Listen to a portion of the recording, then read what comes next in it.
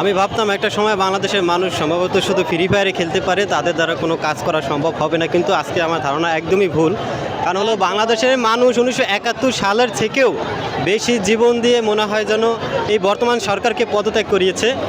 আর প্রতিটা মানুষের মুখে যদি আপনি তাকান যে ঈদের সময় থাকে শুধু মুসলিমদের মুখে হাসি, পূজার সময় থাকে শুধুমাত্র হিন্দুদের মুখে হাসি, আর আজকে মনে হয় যেন বাংলাদেশের সমস্ত লোকের মুখে অন্যরকম একটা হাসি ফুটে উঠেছে। আপনারা যদি রাস্তার দিকে লক্ষ্য করেন যে প্রতিটা মানুষ মনে হয় যেন আত্মহারা হয়ে গেছে খুশিতে।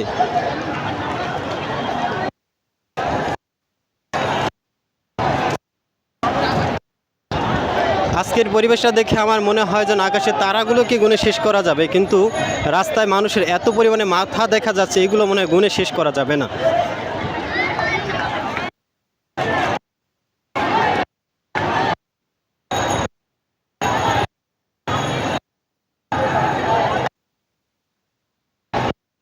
আপনি যে দিকটাতেই তাকাবেন ওই দিকটা থেকেই একটা বড় বড় করে মিছিল চলে আসছে।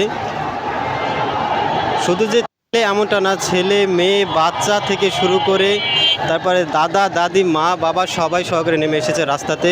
আর সবার হাতে কোনো না কোনো লেখা আছে, তারপরে হলো বাংলাদেশের পতাকা নিয়ে তারা ঘুরছে।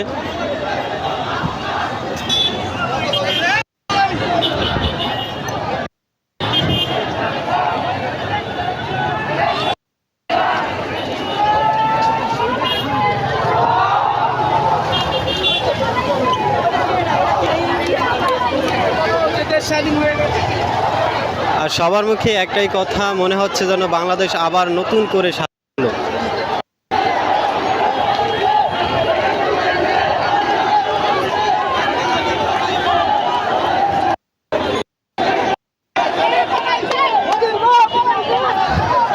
আর একটি কমন ডায়লগ সবার মুখে শুনতে পাবেন যে পলাইছে রে পলাইছে, মোদির বউ পলাইছে।